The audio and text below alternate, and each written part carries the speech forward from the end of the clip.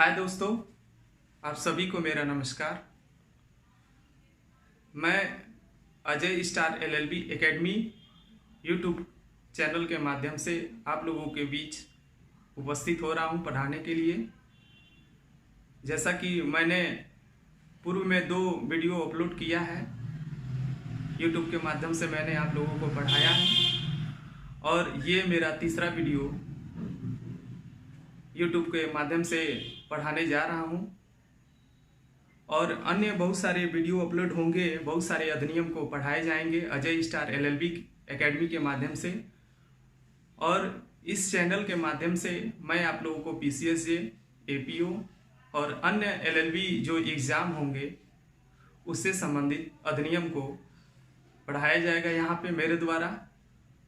और मैं इसी क्रम में अब मैं आप लोगों को ह्यूमन राइट्स जो है, मानवाधिकार अधिनियम है, तो उसका जो 3rd पार्ट है वो पढ़ाने जा रहा हूँ कि मानव अधिकारों की पीढ़ियाँ कितने प्रकार की हैं, यानी जनरेशन ऑफ ह्यूमन राइट्स के कितने प्रकार हैं।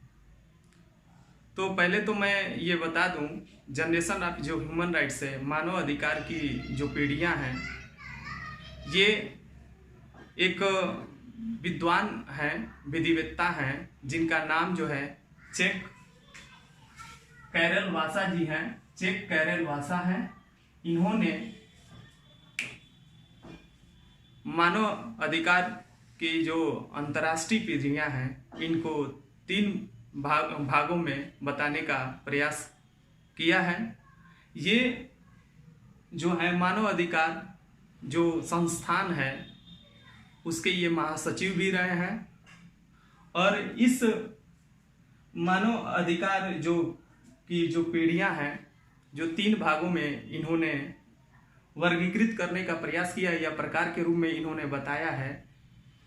ये जो है ऑफिशियली तौर से देखा जाए, यानी आप यह कह लीजिए कि अगर ये औपचारिक तौर से देखा जाए तो ये 2 ही प्रकार के होते हैं। लेकिन ये कैरल वासा विद्वान महोदय जो हैं 1979 में इसको 3 पीढ़ियों के रूप में प्रस्तावित किया था, जिसके बारे में इन्होंने बताया कि इंग्लैंड की क्रांति के फ्रांस की जब क्रांति हुई थी, फ्रांस की क्रांति के पश्चात इन्होंने मानव अधिकार को 3 पीढ़ियों में वर्गीकृत किया है।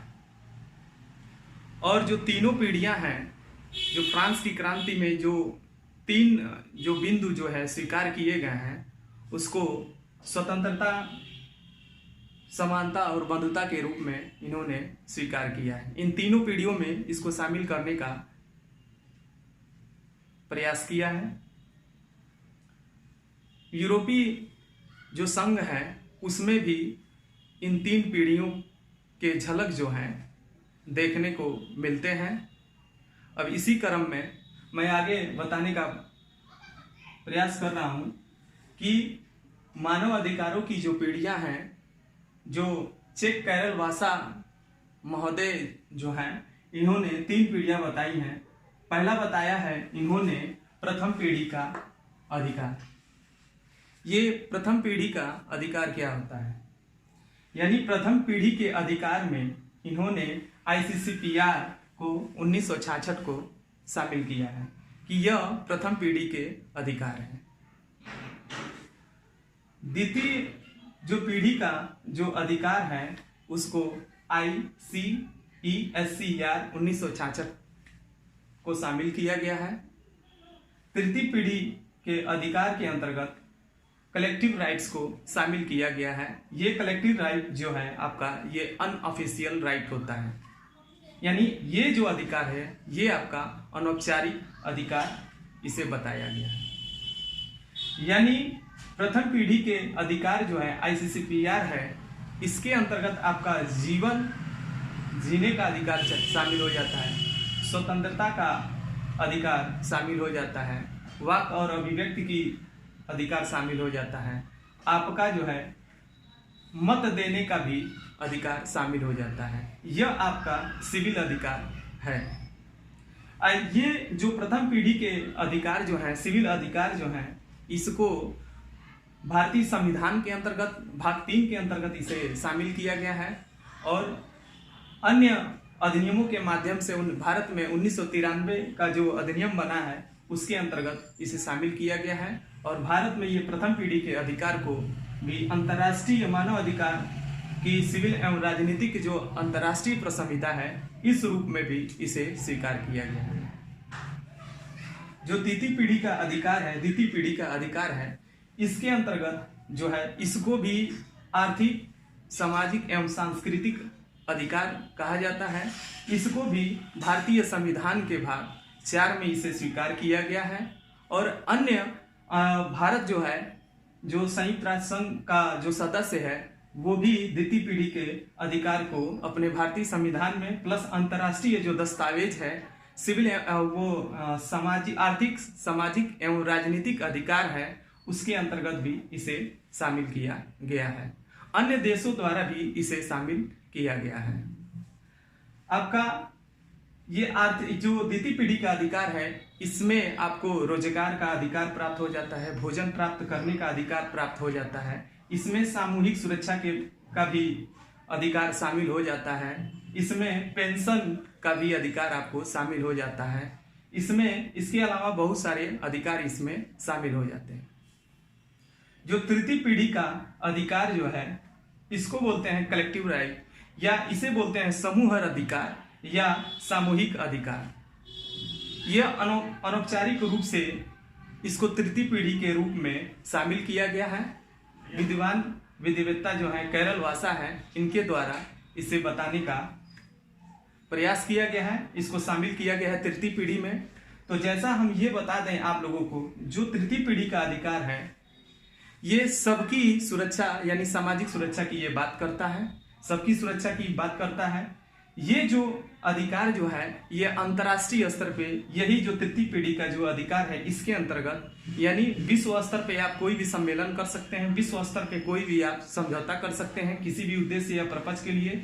इसमें विकास की अर्थात डेवलपमेंट की बात की गई है कि हम अंतर्राष्ट्रीय स्तर पे हम कैसे विकास करेंगे, हम पर्यावरण या स्वच्छ वातावरण का कैसे विकास करेंगे, हम कम्युनिकेशन का डेवलपमेंट कैसे करेंगे, हम इसके अंतर्गत आत्मनिर्णय के अधिकार को भी शामिल किया गया है और स्वच्छ वातावरण के साथ साथ पर्यावरण और भी बहुत सारे आपको अधिकार इसमें शामिल किया गया है। जो प्रथम अधिकार है, जो प्रथम ICCPR है, इसका तभी महत्व होगा जब द्वितीय पीढ़ी का अधिकार आपको मिला होगा। जब तक आपको द्वितीय पीढ़ी का अधिकार नहीं मिलेगा तब तक प्रथम पीढ़ी के अधिकार से कोई मतलब नहीं होगा। यानी जो सिविल एवं राजनीतिक अधिकार की आप बात करते हैं, इन अधिकारों का प्रयोग आप तभी कर पाएंगे जब द्वितीय पीढ़ी का अधिकार मिलेगा। यानी जब आपके पास संसाधन उपलब्ध होंगे, जो आर्थिक, सामाजिक और सांस्कृतिक अधिकारों की बात करता है, तो ये जब सारे जो रिसोर्सेज हैं, संसाधन उपलब्ध होंगे तभी तो आप प्रथम पीढ़ी के अधिकार की आप मांग कर सकते हैं, तभी तो आप इन अधिकारों का प्रयोग कर सकते हैं।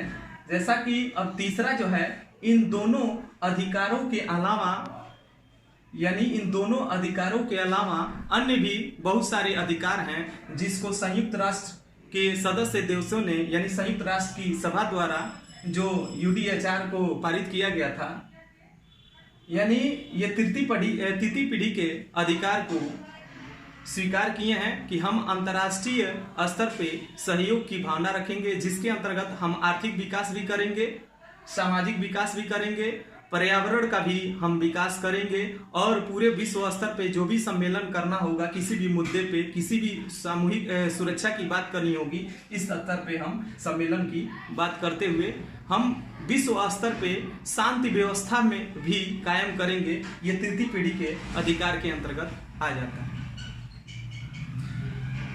अब इसी क्रम में मैं आप लोगों को ये बताना चाहता हूं कि जो प्रथम पीढ़ी का जो अधिकार है, चाहे द्वितीय पीढ़ी का जो अधिकार है, ये सारे अधिकार का जो आधारभूत जिस पे ये आधार निर्मित किया गया है, जिस पे ये आधारित है, वो है यूडीएचआर। यानी ये जो दोनों अंतर्राष्ट्रीय प्रसंहिताएं हैं, जिसको अंतर्राष्ट्रीय वाचा के नाम से जाना जाता है, यह यूडीएचआर 1948 यानी universal declaration of human rights जो है, उसी पे ये आधारित है। यानी इसके जो प्रथम पीढ़ी के जो अधिकार हैं, द्वितीय पीढ़ी के जो अधिकार हैं, आपका यूडीएचआर के अंतर्गत ये सारे अधिकार आपको मिलेंगे।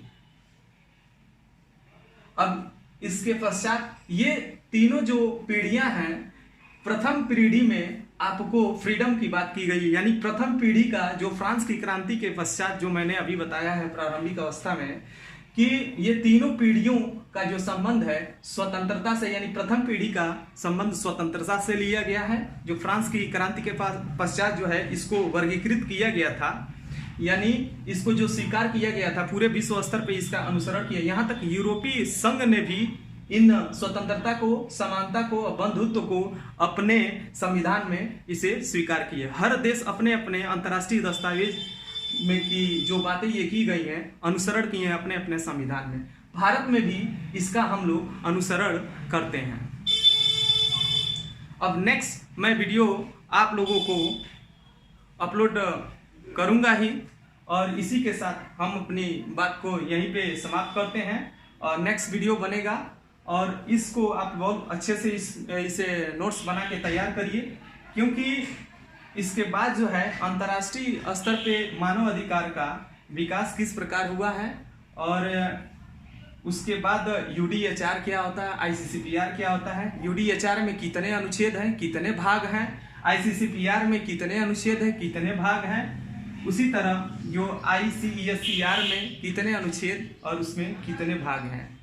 यानी इसको भी जो आईसीसीपीआर है चाहे आईसीएससीआर है, उसमें भी यूडीएचआर में आपका 30 आर्टिकल है, उसमें बहुत सारे अध्याय हैं। उसी तरह 53 आर्टिकल है, उसमें बहुत सारे अध्याय हैं। तो उसमें सारे इंपॉर्टेंट नहीं होते हैं, उसमें जो सारवान होते हैं, जो फैक्ट होते हैं, जो सारवान तत्व होते हैं, जो इम्पॉर्ट, जैसे जीवन का अधिकार, स्वतंत्रता का अधिकार, गरिमा का अधिकार, सामूहिक सुरक्षा का अधिकार, भरण पोषण का अधिकार, पर्यावरण का अधिकार, सामाजिक सुरक्षा का अधिकार, कुछ ऐसे यंत्रणा न देने का अधिकार, इन सब मुख्य बिंदुओं को आपको अच्छे से तैयार करना होगा, तभी आप एग्जाम में अच्छा बेहतर प्रदर्शन आप कर सकते हैं।